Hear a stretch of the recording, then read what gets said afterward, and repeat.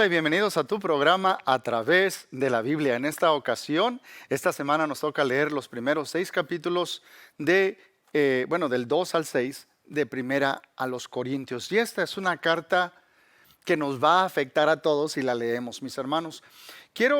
Hay tantas cosas que hay que entender sobre el contexto histórico de la ciudad a la que le está escribiendo Pablo para entender la problemática que existe y así sacarle un poco más al texto. Quiero que tú pongas mucha atención cuando estés leyendo cómo argumenta el apóstol Pablo o cómo aborda cada uno de los problemas que le está escribiendo a esta iglesia para saber cómo solucionarlos. ¿Ok? Primero quiero que hagas lo siguiente, quiero que vayas y leas el capítulo 18 del libro de los Hechos, donde tenemos cómo fue que Pablo estableció la iglesia en Corinto. Ahora, Corinto, ahí voy a empezar a decir algunas cositas, era una ciudad, era la capital de la sección del sur de Grecia, conocida como Acaya, y era un puerto que tenía dos entradas. La gente, pues, si podía evitar dar toda la vuelta a la península, podía entrar a un puerto, ir por tierra, y acá había la otra parte del puerto. En Corinto era un puerto, por lo tanto había mucha pecaminosidad porque había mucho comercio de muchas partes. Corinto tenía lo que se le llama Acro Corinto, que era una meseta, y arriba de esa meseta estaban todos los templos paganos. Se dice, mis hermanos, que entre esos templos había un total de 1000 sacerdotisas, lo pongo entre comillas. Eran prostitutas. Era la sexualidad como un tipo de adoración a sus dioses paganos, y estas sacerdotisas bajaban en la noche a andar con los marineros, a llevarlos al templo, a hacer libaciones, a embriagarse y a hacer ritos de orgías y tantas cosas malas. De hecho, mis hermanos, no sé cuál sería el equivalente hoy en nuestros días, pensar como Nueva Orleans o pensar en San Francisco o pensar en Ámsterdam. Pero la idea es que la gente, cuando pensaba en Corinto, pensaba en dos cosas: las nuevas filosofías, los nuevos hombres de oratoria que hablaban y tenían a la gente pasmada con sus palabras, o el concepto de tanta inmoralidad sexual. Esas son las dos cosas que identificaban, tanto que había una palabra en el mundo antiguo como corintiando. O sea, vas a ir a pecar a ese lugar sexualmente. Entonces, teniendo todo esto en mente, y quiero que entendamos cuando leas el capítulo 18 que Pablo batalló para establecer la congregación ahí. Durante ese tiempo él se puso también a trabajar, no nos dice que había hecho esto antes, trabajar con sus manos haciendo tiendas de campaña, porque él sabía cómo hacerlo por un tiempo. No sé si estaba desilusionado con la apatía de la gente o simplemente eran tan fijados que él dice: no quiero dar ocasión de caer a nadie, voy a ganarme mi pan haciendo todo este trabajo. El caso, mis hermanos, es que Dios le tiene que hablar, y en el capítulo 18 del libro de los Hechos, en el verso 19, le dice Dios a Pablo: no temas, sino habla y no calles. Aparentemente su mensaje no había sido bien recibido. Porque yo estoy contigo, le dice Dios, y ninguno pondrá sobre ti la mano para hacerte mal, porque yo tengo mucho pueblo en esta ciudad. Entonces Dios tenía pueblo. Le dice a Pablo: continúa, sigue adelante. Quiero decirles algo también importante. Tenemos dos cartas, primera y segunda a los Corintios, tenemos registrados en nuestra Biblia. Pero quiero decirles que posiblemente hubo como 4 cartas. Lo que conocemos nosotros ahorita como primera Corintios es posiblemente la segunda carta que se escribe. ¿Cómo sabemos esto? Si van al capítulo 5, dice en el verso 9: os he escrito por carta que no os juntéis con los fornicarios. No, absolutamente con los fornicarios de este mundo, o con los avaros, o con los ladrones, o con los idólatras, porque en tal caso sería necesario salir del mundo. Más bien, dice en el verso 11, más bien os escribí que no os juntéis con ninguno que, llamándose hermano, fuere fornicario o avaro, idólatra, etcétera, etcétera. Entonces, hubo una carta previa que les escribe, y esta carta, debido a los malentendidos que hubo, les está escribiendo. Ahora, dice Pablo que él fue informado por los hermanos de Cloé acerca de las situaciones que estaban pasando los hermanos en Corinto, y preguntas que tenían, y él conoce la situación de las divisiones que hay, de la inmoralidad sexual y de tantas otras preguntas que tienen. Y en esta carta, Pablo está contestando cada una de esas preguntas. A mí me hubiera gustado tener la lista de las preguntas para saber cuándo termina Pablo de hablar de una y empezar de otra. Pero leyendo nos damos una idea, por eso hay encabezados, etcétera, que nos ayudan a ver cómo está abordando Pablo cada uno de los problemas que tiene esta congregación. La segunda carta que escribe Pablo a los Corintios, o lo que nosotros conocemos como Segunda Corintios, como Corinto era la capital de toda la sección de Acaya, él espera que esta segunda carta sí se lea en todas las iglesias que hay establecidas allí en Acaya.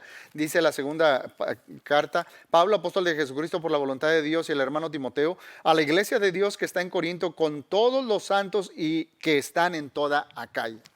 Ahora, primero podemos decir, mis hermanos, que todas las iglesias tienen problemas, y las tienen porque hasta que no se forme totalmente Cristo en nuestro corazón y estamos luchando con la carne, va a haber situaciones, va a haber conflictos en ese proceso de crecimiento, va a haber problemas. Y la iglesia de Corinto tenía muchos problemas.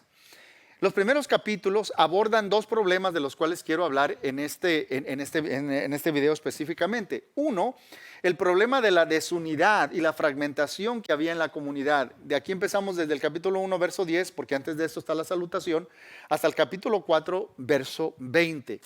Y esto es muy importante para Pablo, porque les dice, mis hermanos, siempre hay una tentación de que antes de que nosotros aceptamos un mensaje, primero tenemos que aceptar al mensajero, o nos cae bien el mensajero, o primero entra a través del mensajero. A veces aceptamos al mensajero antes de creerle al mensaje, y terminamos muchas veces amando o poniendo lealtad en la persona en vez del mensaje. Mire lo que dice el versículo 26 en adelante. Mis hermanos, dice: no sois muchos de ustedes sabios en la carne cuando vinieron a Cristo, pero ahora ustedes están diciendo: yo soy de Pablo, yo soy de Apolos, yo soy de Cefas. Están poniendo el énfasis, como están acostumbrados a escuchar nuevos filósofos que llegaban de diferentes y dicen: este es mi campeón, este es mi hombre, me gusta cómo habla él, a mí me gusta cómo habla este otro, a mí me gusta el mensaje. Y usted, si ve alguna televisora o un predicador, puede decir: me gusta cómo habla este, me gusta cómo habla aquel, me gusta. Podemos tener muchos gustos o lo que sea. Dice Pablo: ustedes están haciendo sectarismos o divisiones dentro de ustedes, y eso no le agrada a Dios. Eso no le agrada a Dios. Ahora, algo no es correcto porque fulano lo dijo. No es correcto porque es correcto porque lo que se dijo es verdad. La verdad es lo que hace la diferencia, mis hermanos. Entonces, en vez de tener todas estas divisiones, deben estar unidos. Deben de estar unidos. Por eso Pablo, ya cuando llega al capítulo 2, les dice que cuando él fue a ellos y les llevó el evangelio, por cierto, Pablo viene siendo el padre espiritual de ellos. Ellos conocieron a Cristo a través del apóstol Pablo. Pero después de que se fue Pablo, han venido otras personas. Ahora Pablo les manda a Timoteo con esta carta y les dice: así quiero que vivan y que se comporten. Han venido otras personas con filosofías y diferentes cosas, y ahora ellos se están enfocando en las personas, en la persona. Y Pablo les dice, mis hermanos, que cuando él fue, dice el capítulo 2, déjenme se lo leo, porque mejor dicho que lo que dice Pablo no hay. Así que, hermanos, cuando fui a vosotros para anunciaros el testimonio de Dios, no fui con excelencia de palabras o de sabiduría, pues me propuse no saber entre vosotros cosa alguna, sino a Jesucristo y a este crucificado. Y estuve entre vosotros con debilidad y mucho temor y temblor. Y ni mi palabra ni mi predicación fue con palabras persuasivas de humana sabiduría, sino con demostración del Espíritu y de poder. O sea, mis palabras no se basaban en un discurso elocuente con palabras lisonjeras para tratar de convencerlos, sino simplemente mostré el poder de Dios. Y mis palabras estaban guiadas por el Espíritu de Dios. ¿Con qué fin? Verso 5. Para que vuestra fe no esté fundada en la sabiduría de los hombres, sino en el poder de Dios. Mis hermanos, es importante, no importa cuánto tiempo tengas en la fe, tus ojos deben estar puestos en el mensaje de Dios, no en la persona que lo está trayendo. A final de cuentas, Por ejemplo, ahorita les dije, algo no es correcto porque fulano lo dijo, es correcto porque lo que se está diciendo es verdad. La verdad es sumamente importante. Por ejemplo, si usted le preguntara a Adolfo Hitler qué hora es, y si le dice la hora correcta, es correcta no porque Adolfo Hitler lo está diciendo, sino porque el mensaje es verdadero. Ahora, el mensaje del Evangelio, dice Pablo, había dicho antes, es una locura. Los griegos están buscando sabiduría, los judíos están buscando milagros y poder, cosas así. Pero eso es locura. Dios dio a conocer su voluntad para que la conozcamos, y para eso se necesita el Espíritu. El Espíritu Santo es el que nos puede dar el entendimiento a nosotros. Y les recuerda, ustedes cuando vinieron a Cristo no eran muy sabios. Por eso el verso 30 del capítulo 1 me encanta, dice, mas por Él estáis vosotros en Cristo Jesús, el cual nos ha sido hecho por Dios sabiduría, justificación, santificación y redención. Para que, como está escrito, el que se gloría, gloríese en el Señor, porque todo está en Cristo. Ahora, en el capítulo 3, verso 1, mis hermanos, debido a esta división que existe, Pablo les está recordando que pensar de esa manera implica que ellos son inmaduros. Dice en el capítulo 3, verso 1, de manera que yo, hermanos, no puedo hablarlos como espirituales, sino como a carnales, como a niños en Cristo. En este proceso de desarrollo ustedes están muy niños todavía. No han crecido. ¿Qué es Pablo? O sea, ¿quién murió? Fíjese cómo argumenta Pablo. Eso se lo dejo cuando lea los argumentos que usa a través de las preguntas retóricas que hace. Son geniales la forma como él está argumentando. Pero mire las preguntas que hace. Dice, ¿quién es Pablo? ¿Quién es Apolos? ¿Quién es Cefas? O sea, nosotros somos trabajadores, nos presentamos como siervos. El que da el crecimiento, yo planteé, Apolo regó, pero es Dios el que da el crecimiento. Dios es el que da el crecimiento. Es el capítulo 3, verso 6. En el versículo 6 del capítulo 4, nos dice, pero por esto, hermanos, os he presentado como ejemplo a mí y en Apolos, por amor de vosotros, para que nosotros aprendéis a no pensar más allá de lo que está escrito, no sea que por causa de uno os envanezcáis unos contra otros. Miren el ejemplo de la actitud que yo tuve cuando estuve con ustedes, cómo les presenté el Evangelio, pero cómo me comporté también. Porque estos falsos maestros que han llegado después se jactan tanto a ellos mismos. Y dice Pablo, yo me puse como ejemplo de que estuve aquí como siervo de Cristo para servirlos a ustedes. Ustedes son ricos, ustedes tienen todo. Pero así que sigan mi ejemplo. Fíjense dónde ponen su lealtad. La lealtad debe estar en el lugar correcto. En el lugar correcto. Ahora, en el capítulo 5, el mensaje central, yo quiero recordarles que el mensaje central de Jesús es la verdad. No el amor, la verdad. El amor debe estar basado en la verdad, mis hermanos. En la verdad. Imagínense que una joven va a viajar y está en un lugar muy bonito y un hombre la empieza a cortejar y le dice que es un artista muy famoso, que tiene mucho dinero, y ella le está creyendo y se está enamorando de él, se siente atraída, enamorada a él, pero ya cuando ella está dispuesta a tomar una decisión de que este sea su esposo, empieza él a confesarle, no, la verdad yo vendo zapatos en un pueblo chico y no tengo mucho dinero, soy muy pobre, etcétera.